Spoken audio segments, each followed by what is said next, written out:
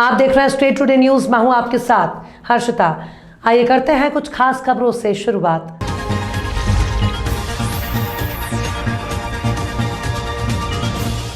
प्रदेश के एकमात्र hill station Pachmarhi में आज से गीत संगीत, जुम्बा डांस और दौड़ होगी। पर्यटक के लिए स्वादिष्ट भोजन का आनंद आज आर्मी बैंड की प्रस्तुति के साथ होगा। 75 घंटे नॉन स्टॉप कार्यक्रम। नए साल के स्वागत के लिए हिल स्टेशन पचमढ़ी तैयार है। सैलानियों के लिए मनोरंजन की भरपूर व्यवस्था की गई है। नर्मदापुरम कलेक्टर नीरज कुमार सिंह ने बताया, हर इवेंट के रजिस्ट्रेशन सहित अन्य आवश्यक तैयारियां पूरी हो चुकी हैं। नए साल के स्वागत के लिए 24 दिसंबर से पर्यटकों की भीड़ उमड़ रही है। पचमढ़ी के प्रमुख पर्यटन स्थल बीफॉल, धूपगढ़, महादेव, जटाशंकर, अन्य पर्यटक स्थलों पर 24 दिसंबर से ही मध्य प्रदेश, छत्तीसगढ़, महाराष्ट्र के पर्यटकों का आने का तांता लगा हुआ है। 30-31 तारीख को आने वाले पर्यटक ने पहले से अपनी बुकिंग होटल बुक करा रखी है। बलिया लायंस क्लब बलिया के द्वारा नाकी की शिविर का दूसरा दिन बहुत ही उत्साह के साथ वस्त्रों का वितरण किया गया। ये शिविर 26 दिसंबर 2022 से शुरू हुआ है, जो 31 दिसंबर 2022 तक चलेगा। स्थान राम जानकी मंदिर रवि कलर लैब के बगल में माल गोदाम रोड पर स्थित है, जिसमें हमारे शहर से बहुत से लोगों ने अपने घरों से कपड़े लाकर दिए, जिसे आज वितरण किया गया। हम नगर वासियों से आग्रह करेंगे कि जो भी आपके घर में कपड़े आपके उपयोग में ना हो, उसे जरूरतमंद लोगों के लिए दान दें। और अगर आप नए वस्त्र भी, कंबल, ऊनी कपड़े इत्यादि खरीद के देना चाहें तो वो भी यहाँ लाकर दे सकते हैं, जिससे जरूरतमंदों की सेवा की जा सके। इस कार्य में हमारे क्लब के region chairperson Vijay Bahadur Gupta, zone chairperson engineer Ashok Kumar Jaiswal, अध्यक्ष ओपी सिंह, गुलाम अली, कोषाध्यक्ष आशीष गर्ग, सृजन अग्रवाल इत्यादि का विशेष सहयोग रहा। मैं engineer Ashok Kumar Jaiswal, Lions club zone chairperson. अभी ये हमारे शहर में एक नेकी का शिविर लगाया गया है, जिसमें जो भी जिसके पास वस्त्र या जो भी सामान हो वो यहाँ दे देगा। जिसे जो जरूरत पड़ेगी वो यहाँ से ले जाएगा। इसके लिए 26 तारीख से 31 दिसंबर तक का कैंप लगाया गया है।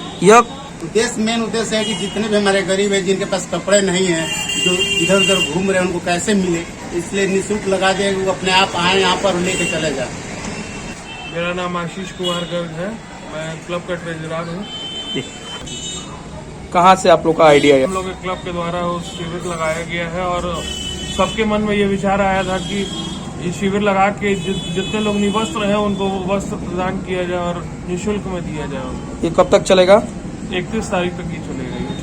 साथियों से मेरा आग्रह है कि अधिक से अधिक जो भी कपड़े उनके पास पड़े हुए हैं फालतू, वो जरूर यहाँ पर ला के दे दें, ताकि सेवा कार्य हो सके। ये 12 बजे से 2 बजे तक चलेगा प्रतिदिन, इसलिए ज्यादा से ज्यादा लोग यहाँ पर अपनी सामानें दे दें। आपको बताते चलें कि अध्यक्ष का चुनाव का बिगुल आज से 4-5 महीने पहले ही फूंक चुका है। पिछड़ी जाति के लोगों ने हाई कोर्ट में अपील की थी, जिसमें हाई कोर्ट ने उसको निरस्त करते हुए हर हाल में 31 दिसंबर तक चुनाव करा लेने का राज्य सरकार को आदेश दिया है, जिसके खिलाफ राज्य सरकार सुप्रीम कोर्ट जाने की तैयारी में, यानी हर हाल में चुनाव का टलना तय माना जा रहा है। क्योंकि बोर्ड की परीक्षाएं भी नजदीक हैं। निशित श्रीवास्तव निशु अपनी माता इंदु श्रीवास्तव के नाम पर चुनावी मैदान में है और बड़े ही दृढ़ संकल्प से अपनी दावेदारी के लिए प्रस्तुत हैं। आइए सुनते हैं उन्हीं की जुबानी। सेल्फी पॉइंट बनेगा, कहाँ बन रहा है, किस जगह हुआ है सेल्फी पॉइंट की व्यवस्था जो नगर पालिका दे रही है कि कूड़ा यहाँ था और यहाँ बढ़िया हो गया? कहीं नहीं, बस आपको आश्वासन और धोखा देने का काम मिल रहा है। बताइए जनता को क्या कहना चाहेंगे आप? जनता को मेरा यही कहना है कि अब जनता का आशीर्वाद और प्यार मुझे मिलता है। मेरे हाथों में कलम में ताकत आता है, तो जनता के लिए मैं हमेशा समर्पित रहूंगा। और जितने भी मूलभूत सुविधाएं होती है नगर पालिका के द्वारा जो दिया जा सकता है, उस सुविधाओं को धरातल पर उतार के, वो देखिए नगर पालिका के एक सीमित संसाधन है, लेकिन उस संसाधन को भी अभी नगर पालिका के लोग नहीं दे पा रहे हैं। क्यों नहीं दे पा रहे हैं? क्योंकि भ्रष्टाचार में लिप्त है लोग। भ्रष्टाचार में लिप्त होने की वजह से कोई भी कार्य नहीं हो रहा। पानी पीने का देख लीजिए, होता है कि सप्लाई का पानी आता है तो पानी पीने लायक होता है। पहले के लोग आरओ नहीं लगाते थे, पहले का पानी साफ स्वच्छ आता था, लेकिन इस बार आप नल खोलिए पीला पानी आएगा। कहीं कहीं तो नाली का पानी आ जाता है घरों में, लोग बीमार हो जाते हैं। अब मच्छर का देख लीजिए, डेंगू अभी कुछ दिन पहले भी डेंगू का प्रकोप खत्म हुआ। कोई भी नाली बजबजाती हुई आपको मिल जाएगा, किसी नाली पर ढक्कन नहीं मिलेगा आपको। जनता चाहेगी आपसे जी कि आप जीते जी और आप इस समस्या को उनके समस्याओं का समाधान करें। जी। इसमें आप कितने खरे उतरेंगे ये तो जनता जनार्दन बताएगी और आप बताएंगे। जी जी जी जी। और कुछ कहना? कहना यही है जनता जनार्दन से कि अब सबका आशीर्वाद सम्मान मिले और जितनी भी सुविधाएं होती है, सड़क, नाली, पानी, रोड, लाइट, और कुछ जगह ऐसा भी समस्या है। आप देख लीजिए, महिलाएं बाजार के लिए निकलती हैं, लड़कियां पढ़ने निकलती हैं, किसी भी चौराहे पर, प्रमुख चौराहे नहीं हम कहेंगे, किसी भी चौराहे पे शौचालय की व्यवस्था नहीं है। अगर लड़कियां महिलाएं बाहर निकलती हैं, उनको शौचालय जाना तो किसी न किसी घर का दरवाजा खटखटाना पड़ता है। इस चीज का भी मुझे ख्याल रखना है। मुझे हर चौराहा और हर गली के मुंह पे लगभग जहां कॉलेज, स्कूल हो, बाजार हो, वहां शौचालय की व्यवस्था कराना है। बंदर का जो आतंक है, बंदर बहुत ही यहाँ क्षेत्र कुछ ऐसा क्षेत्र है जहाँ आए दिन घटना होता रहता है। कोई भी ऐसा मकान ना हो जिसपे जाली ना लगा हो। बंदर का आतंक भी मुझे खत्म कराना है, वो फॉरेस्ट विभाग से बात करके हो या जैसे भी हो। पार्कों का निर्माण भी मुझे कराना है। पहले से भी कुछ करते रहे हैं? हम समाज सेवा शुरू से करते रहते, संघर्ष तो हम शुरू से करा, 20 सालों से मैं लगा हूँ नगर पालिका क्षेत्र में। आए दिन हक की लड़ाई के लिए, नगर पालिका क्षेत्र की लड़ाई के लिए मैं लगा रहता हूँ। वो डीएम कार्यालय पर जाकर मुझे धरना देना हो या एप्लीकेशन देना हो, नगर पालिका पर मुझे जाकर देना हो, जितनी जब मुझे दिखाएगी ये दुश्वारियां हो रही है नगर पालिका क्षेत्र, अपने क्षेत्रवासियों को समस्याएं आ रही है, मैं हमेशा खड़ा हूं और खड़ा रहूंगा, स्थितियां परिस्थितियां चाहे जो कुछ भी हो। अपनी बातों को निश्चित श्रीवास्तव ने रखा, अच्छा रहा। देखते हैं आगे क्या हो सकता है। तहसील श्यामपुर सिलखेड़ा ग्राम पंचायत सिलखेड़ा मीणा सरपंच का चुनाव होना था। पंचायत में 11 बजे मतदान था, लेकिन चुनाव का नोडल अधिकारी नहीं पहुंचा। सिलखेड़ा सरपंच अभी जेल में है, इसलिए सरपंच का चुनाव होना था। सारे पंच और सचिव इंतजार करते रहे, लेकिन नोडल अधिकारी चुनाव करवाने नहीं पहुंचे, जिससे पंच और सचिव में विवाद हुआ। दूरभाष पर नोडल अधिकारी वाईएस कुजूर से चर्चा में बताया कि सीओ जनपद ने मुझे जनपद कार्यालय बुला लिया, अब चुनाव 2 जनवरी को होगा। लेकिन पंच और सचिव में बहस चलती रही। अंत में दीवान सिंह देशवाली के समर्थन में 8 पंचों से उसका सरपंच का बहुमत मिला, लेकिन घोषणा नहीं की गई। सचिव ने 2 जनवरी को प्रणाम घोषित करने का आश्वासन दिया है। निर्णय सुरक्षित रखा है। पंचायत में किस पद पे पदस्थ हैं सर? सचिव पर। सर ये पंच जो आरोप लगा रहे थे और यहाँ ऐसा बताया जा रहा है कि नोडल अधिकारी के न आने के कारण यहाँ काफी बहसबाजी पंचों को और आपके बीच हुई है चुनाव को लेकर, क्या कारण रहा? यहाँ संबंधित अधिकारी यहाँ मौके पे नहीं पहुँच पाए। नोडल अधिकारी जी जो है कुजूर साहब, उनकी समीक्षा बैठक जनपद में है, तो वहाँ जनपद बैठक में गए हैं, तो उन्होंने तारीख बढ़ाने के लिए कहा, तो 2 तारीख बैठक को आगे की गई है। तो आपने ये पंचों को पहले अवगत करा दिया था क्या? हाँ, पहले नहीं कराया, 2 तारीख नहीं आपने अवगत करा दिया था? हाँ, पंचों को बैठक। फिर क्या निर्णय हुआ आप लोगों के बीच? बैठक की सूचना पंचों को दे दी थी कि 29 तारीख को नियत समय 11 बजे रहेगी। लंबी बहसबाजी के बाद आप लोगों का क्या निर्णय रहा, मतलब क्या हुआ फिर? इनको पूरी जानकारी दे दी गई है।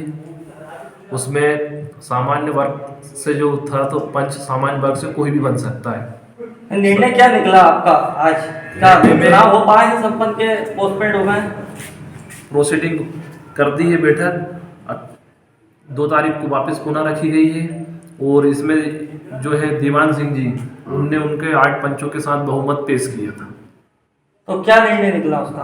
अब निर्णय 2 तारीख को निकलेगा। नोडल अधिकारी नहीं आए थे सर, नोडल अधिकारी राजनीति के कारण बस नहीं आए। हमें समय दिया था, नियत समय 29/12/2022 11 बजे, कि आपको 11:05 भी होगा तो आपके पक्ष में काम नहीं रहेगा। हमने बोला हमारे पास बहुमत है, हम चुनाव लड़ेंगे।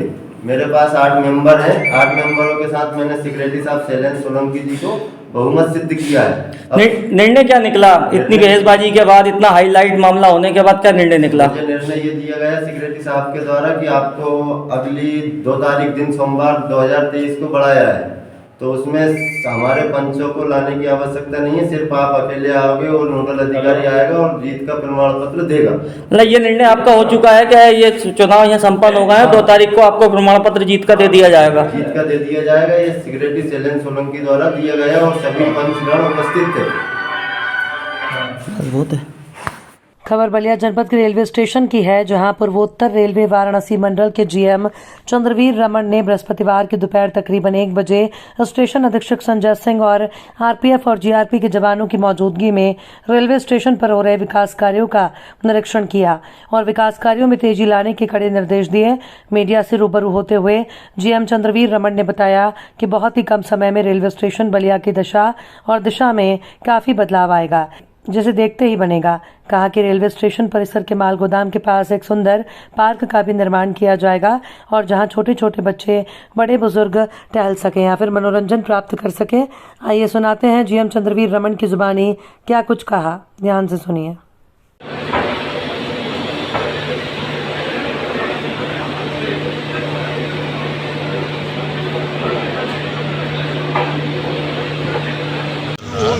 डबलिंग वगैरह चल रहा है, यार्ड रिमॉडलिंग का, उसके हम सर्वेक्षण देखने के लिए आए थे कि प्रोग्रेस क्या है उसमें, क्या और उसको एक्सप्लाइट किया जा सकता है।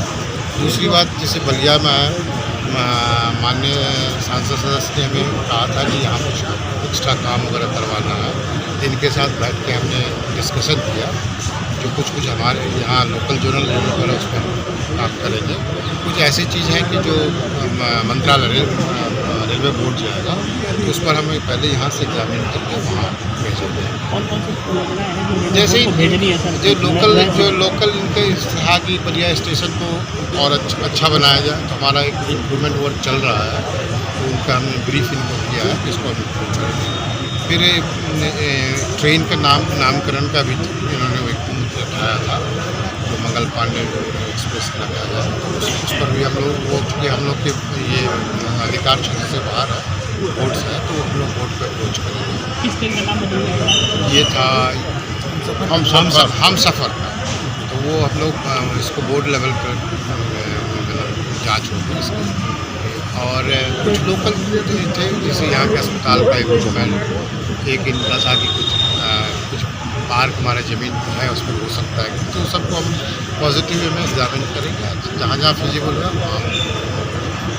इंस्पेक्शन के दौरान कौन सी अड़चनें आ रही हैं सर, जिसकी वजह से काम या डिले हो रहा है, या कब तक टारगेट है कि उस प्रक्रिया को के थ्रू ही करना पड़ेगा, बस ये है अड़चनें। तो और छोटी मोटी जो आएंगी तो उस पर हम लोग सॉल्व करेंगे।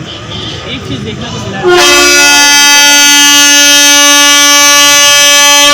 रेलवे का जो विकास का जो कार्य चल रहा है उस पर ये देखा गया है कि यहाँ सुरक्षा जो मानक है उसका काफ़ी यहाँ देखा गया कि नज़रअंदाज किया गया है या लापरवाही बरती गई है।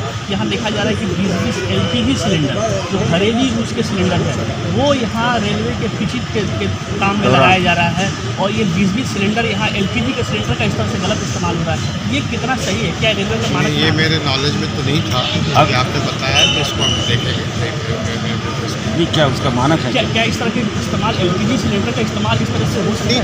जो अलाउड नहीं है वो तो नहीं अलाउड है।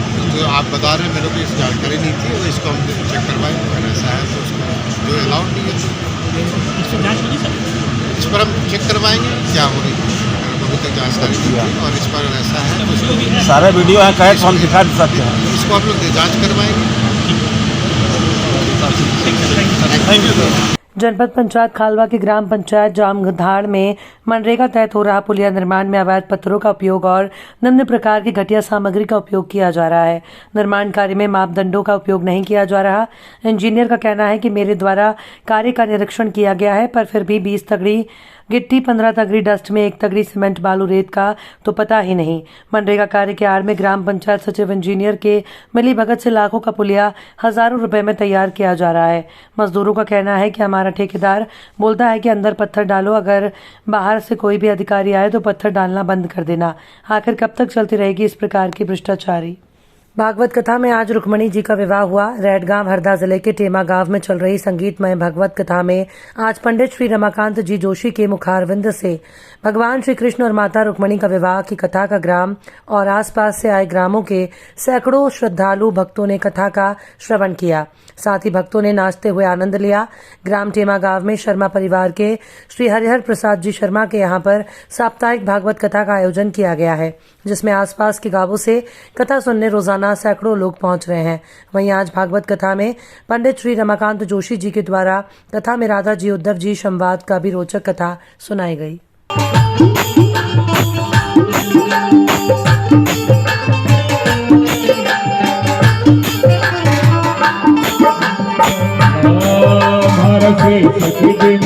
लाजो मारा छोगा रतन जड़ा जो मारा से बिंदी लाजो हो छोगा रतन जड़ा जो मारा से बिंदी लाजो मारा छोगा रतन